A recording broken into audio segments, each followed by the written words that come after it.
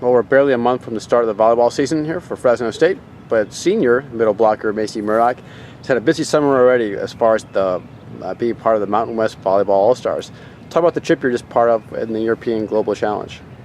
Yeah, so I just recently got back from Europe, and I was on the Mountain West All-Star team. About 12 girls from each team were on this team, and we had a lot of fun in Europe, and we went to 3 different countries, and it was a great experience. I mean, you're one of 4 middle blockers there among a group that had several returning all Mountain West selections, and also even last year's Mountain West Freshman of the Year. Talk about kind of how you guys came together as a team as far as being able to run a smooth offense and be able to be in concert defensively. It was really hard at first, to be honest. It was different because none of us knew each other, and we were trying to put a team together and play together and win this conference thing, and it was hard at first, but we got the hang of it. There's a lot of talented girls on this team, and it was an amazing opportunity to get a chance to play with every one of them, and I can't wait to play against them in season. Luckily, you had a few days to kind of get together as far as practice there in Bologna to kind of get your guys' timing down a little bit. Talk about, first of all, the trip, though. The trip to, I think you flew into Venice, then going from there to Bologna. How many hours did it take for you to get from California to there? I would say probably a total of maybe 24, 26 hours. We flew into Venice. We took a bus to the train station and then a train station to the hotel. So very long day, but totally worth it. Now, when you're traveling to get there, obviously you're kind of going as individuals there. How was that? Was it pretty smooth? Or any problems getting to the actual point A to final point B? Yeah, it was actually very smooth. It was a little complicated towards the end when we had to meet up with a few of the girls, but other than that, it was very smooth. Now, for you not having a cell phone now, how hard was it for you to be able to travel and be able to leave that at home and not be able to use that as part of your daily? Yeah, that was probably one of the most difficult challenges for me, I would say. But we could communicate through Facebook if we had Wi-Fi. But yeah, through the airport, trying to find everyone, that was really hard not having a cell phone. So the first few days you're in Bologna as your workout in your training camp. Talk about that and what your day was like there. Well, it was a very long day, like I said, but we got to the hotel. We had about, I think, 3 hours to kind of just relax and get our things together. And then we had practice right away, and that was a 2-hour practice, I want to say. And it was hard to get the hang of everything, jet lag and getting to know everyone, playing together. But in the end, it actually turned out very fun and a really good time. So Bologna is more known as a college town in Italy. Talk about kind of what you did during your hours off there those first 2 days. We walked a lot. Everywhere we went, we walked, and we got to experience the college town in Bologna and actually meet some of the students, and one of our tour guides took us to the college, and we got to see that, and that was really cool. So from there you went to Slovenia for your first actual match there. Talk about how you got there and how long it took to get to, I think it was Bled, Slovenia? Yes, Bled, Slovenia. Gorgeous country. We took a train to get there, and it was about 2-hour ride. And we got there, we scrimmaged the Slovenian team, and they were really good. It was a great time. It was kind of hard for us at first because we haven't really played together very long, but it was a very good experience. So 5-setter, right? This is a mix of the junior and the senior national team. Talk about the quality that they had on the court. They also just met, so they were kind of like us, scrambling everywhere, but they were very good for their age. They were about 16 and 17-year-olds, and they were very, very good. And so from there you went to Maribor, Slovenia. Talk about kind of how you went from point A to point B on that section. Right. We didn't get to see that city, unfortunately. We kind of just went from Bled to Maribor for the practice, but it was about 1.5 hour drive, I'd say. We went there and then just came right back, so we didn't get to experience too much, but yeah. And that was part of the Croatian national team, or part of that team. Talk about their quality that they had. Yes, they were very good. They've been playing together for several years, so obviously they were advanced, and it was really fun getting to play against them in all these different countries. So yeah, their game was a little bit different. The sets were extremely high, but yeah, it was easy. And then from there you went back to Slovenia for I think Bratislava, approximately. I'm not sure how you say it exactly. Pardon me there. For one more meetup with the Slovenian junior national team. Was it the same kind of group you'd seen before, or different? Just a few of the girls were the same, but yeah, they had a huge team. They had like I think 20 girls on the team, but like I said, 16 to 18-year-old girls, and they were very, very talented for their age. It was fun getting to play against them. So basically, there's scoring going here, traditional scoring, as you normally would have here in the college. Yes, yeah, exactly the same. So you played 5 sets then, regardless, it sounded like. Right, we played 5, and then when there was a timeout, we had to wait at the sideline, and then they'd blow the whistle, and then we would have to go on to the court. I think it was just for respect, but I really liked it actually. It was different. So those first 3 kind of like practice matches, or how did you guys fare as far as win-loss? Let's see, we beat the Slovenian junior team all sets of 5. And then we lost to the Croatian team and the Slovenian national team. But the Slovenian national team we played first, and then by the time we got to Croatia, we were playing a lot better, and we were actually playing more as a team. So I thought we actually played good, just didn't get the win. So then now you actually head now to Pula, Croatia for actually this European Global Challenge. I think about 12 teams, select groups from Italy, Slovenia, Croatia, some national teams, some club teams, also a Russian club team, and also a few other American teams too of college players kind of grouped together by this whole promotions outfit. Talk about kind of how the schedule went once the actual global challenge, like a 3 or 4 day tournament started.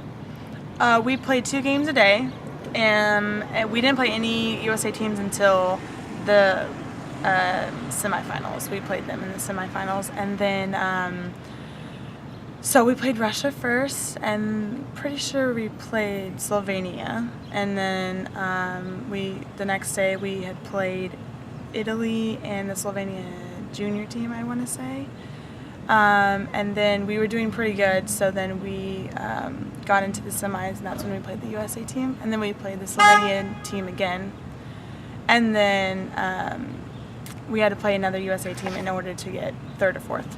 So you beat the final American team to get 3rd, right? Yes. So talk about the quality of level of each of these teams you're playing. Very high quality. Every single team we played was very good.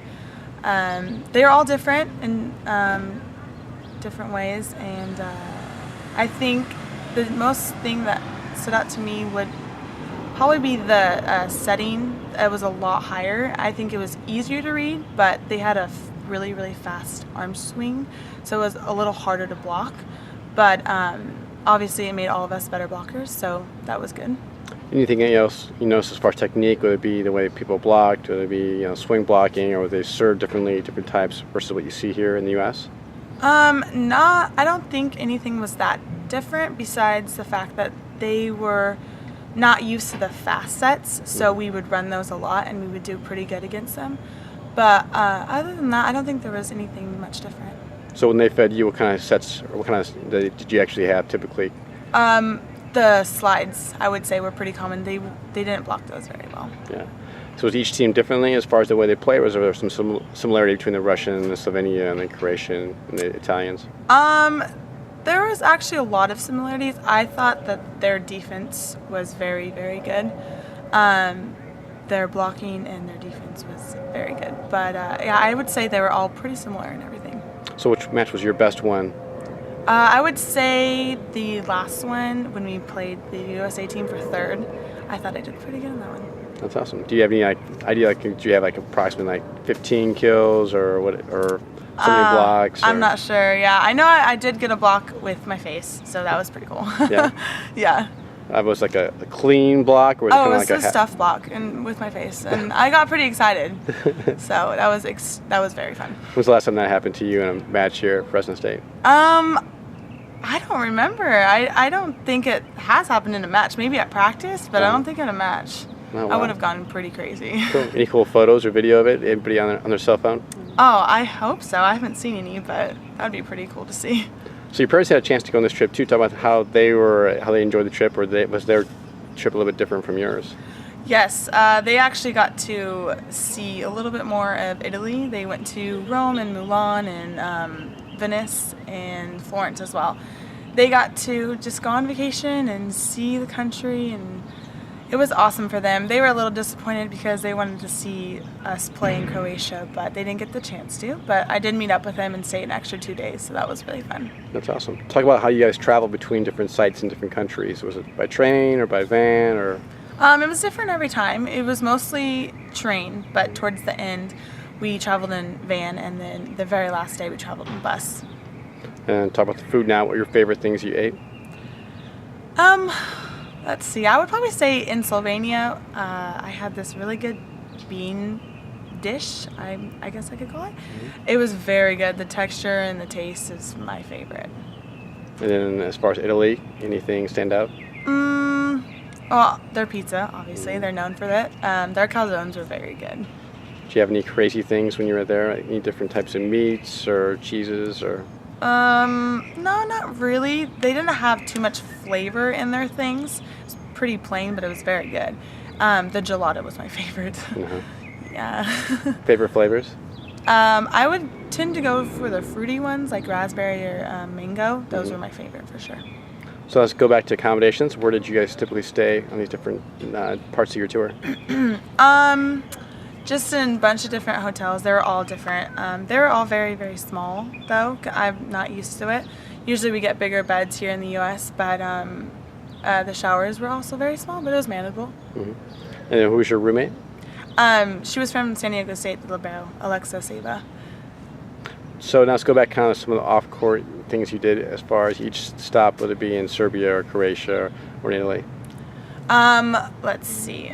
We did a lot of things when we were there. I think my favorite thing we did was probably go on a hike in Slovenia, and it was absolutely gorgeous, and we just got to see this amazing waterfall, and it was the greenery, and you know, it's up in the mountains, so it was gorgeous. And then we also swam out in this lake, and there was a little island in the middle, and there's like a church on the island, and that was really pretty as well. So where was this lake and where was the hike at? This was also in Bled, and then the hike was in Bled as well. So I would say Bled was my favorite city that I visited, and in Slovenia. So it was absolutely gorgeous, breathtaking for sure. So describe the city, kind of where it was at, located. Was it on the coast or in the mountains? Or? Yeah, it was in the mountains, very high up in the mountains actually. And the roads were very tiny, so it was kind of scary driving on those because I felt like we were going to fall over, but we didn't. How big was the city? Very small. It was a tiny city, but it was very beautiful. So you haven't mentioned the scooters yet in Italy. How were those to deal with? Oh yeah, those were everywhere. They're very feisty with those. They get in your way and they're very aggressive. But yeah, they were everywhere. And most of the cities we went to, actually, they were everywhere. Speaking of feisty Italians, were there some Italian men also involved there? Oh yeah, they were pretty feisty there. You know, they love the American women. They made that very clear. So it was funny though. Some funny experiences. Especially, I'm sure, the older men who were obviously a different age group. Yeah, they were very touchy, and it was but it was okay. We were fine. Do you have any good shopping experiences in Italy? Yes, that's where I got most of my souvenirs. It was really cool. The purses were my favorite thing. You could smell the leather as soon as you bought it. It was awesome. So, were you a planner? Did you do a lot of research on these places before you went there, or just kind of go in with your? No, just spontaneous. The guy Tim Keller, who's in charge of this Bring It On productions, he kind of had everything figured out for us and planned out. So we kind of just followed him. So, what Italian did you know before you arrived there? What was that? What Italian did you know before you arrived? Oh, ciao. Okay. That was, and grazie. That was all. And then I learned ciao bella, which is hello beautiful. That's it? Nothing else? Yeah, I didn't learn too much. I think prego, if I remember correctly, it's you're welcome, but I'm not 100% sure. So don't say that because I don't know. It could mean something else. What about other places like Croatia or Slovenia? Any words you pick up there or phrases? No, I don't think so. No, the only thing that I learned was like the money and the currency in the different countries. So any like post-rap party, you guys have a chance to go out and kind of celebrate that at the third place finish there? Yes, absolutely. We there was this restaurant over by the beach. They had karaoke that night, and so obviously I had to sing karaoke. And so that was a lot of fun, probably the most memorable thing for me. So what was your favorite photo you had on the trip? I would say the photos by the beach in Croatia. The sunset was absolutely breathtaking, and so I got some amazing photos from that. So if you could go back to any of these places, where would you go back to? I would say Bled, Slovenia. That was probably my favorite. Did you have any stoppage time in Venice there to see Venice? Yes, I did. It was gorgeous there as well. Very hot and humid, but it was gorgeous. And they didn't have any streets. I don't know if people knew that. I didn't know that, but it was all water. They just used boats for everything, so that was really cool to see. It's also really easy to get lost in Venice too. Very, very easy to get lost. It's like alleys. The streets are alleys, and so they're very narrow, and they can be pretty scary at times, but it was okay. Not many signs either, and nothing very on a grid. It's all kind of windy through different areas, and it's not straight at all. Yes. Was there any kind of chance for you guys to wander around Venice? Yeah, actually the last day that we got there, the day before we left, we got the whole day to kind of just explore and do our own thing, and we didn't get lost, so that was good. But we all had to meet up at one certain time and then take a photo, and then that was it. That's awesome. Yeah. So have you had a chance to like either email or Facebook to anybody on the team yet since you got back? No, but we did get everyone's numbers, and obviously like Snapchat and Instagram, so we've been keeping in contact, but we're all very excited to see each other during season. That's awesome. Well, the team now starts up practice here like early August there, and they actually have the first event at home, the alumni exhibition, I think on the 23rd of August. Then hit the road for 4 weeks there. So how did this experience prepare you for your final season for the Dogs?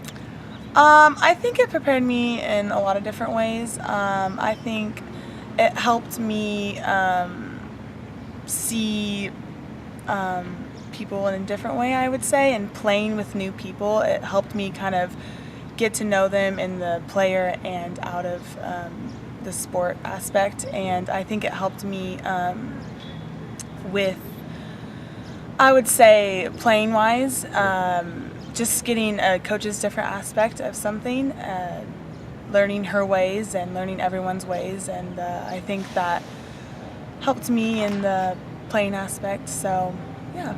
You had a different coach to work with there. Detroit Collins Parker, San Diego State head coach, was the head coach for this group here. Talk about what she worked with you since she was a former middle blocker.